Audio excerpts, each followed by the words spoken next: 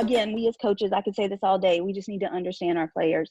I could talk for hours because I have a huge history. And one day I'd love to talk to all the girls within this organization. I mean, you would look at me right now and say, oh, she seems pretty normal, but you would never know that I lost my parents to murder back in 2006.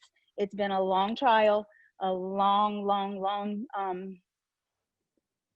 just a long few years. But again, I can inspire them that you got to keep on keeping on. And I use my story all the time. I have a huge testimony that I'd love to share with these girls.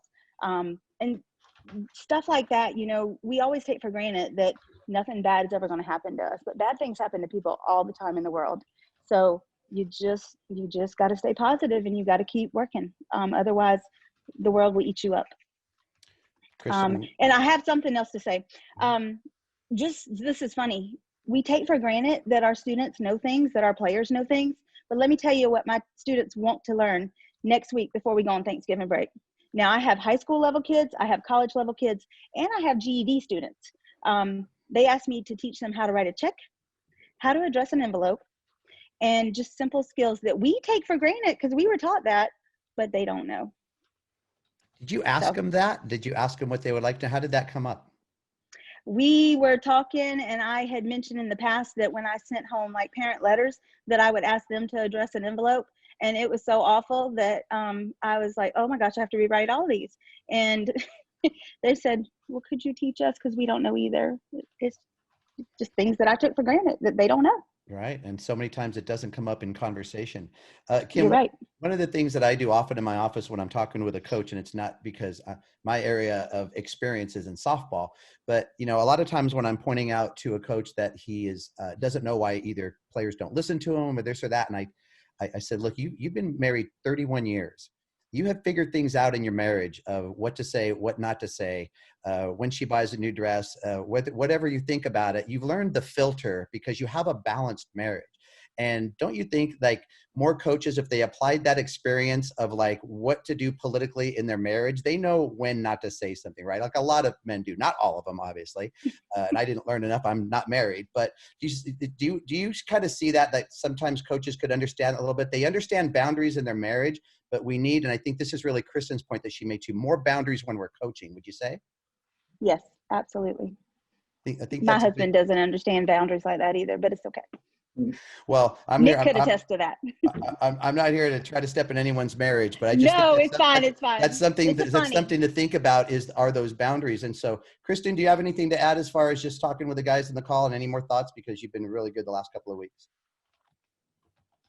Well, thank you for that. Sorry, my video is really bad because I'm on the way to the factory right now. In fact, I'm turning on the corner. No, I mean, I am grateful for the opportunity to speak.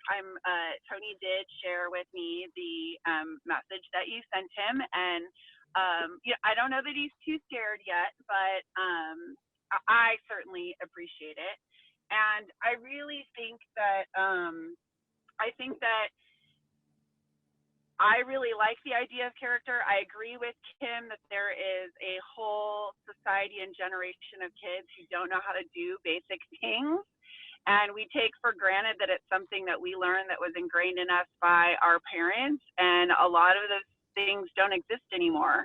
I am one of those parents who makes my kids write thank you cards before they're allowed to spend any money they got as a gift or even use a gift. I had since they were teeny tiny, when it came from just circling what they liked about the gift to now writing full thank yous.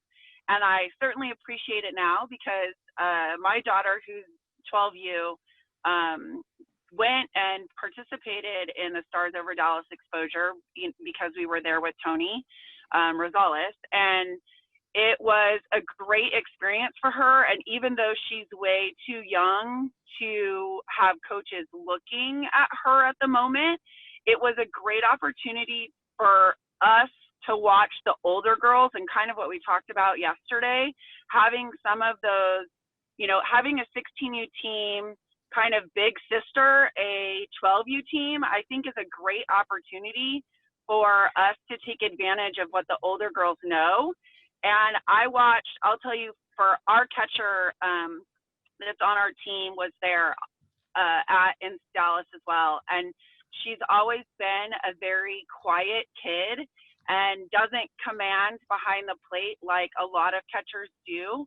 But when she watched those 16U girls run the field, all of a sudden in our games that we played, our friendlies that we played this last weekend, I was like, who is this kid and how come she can talk all of a sudden? But it really was that experience. So I think we need to take advantage of that just in regular practice situations.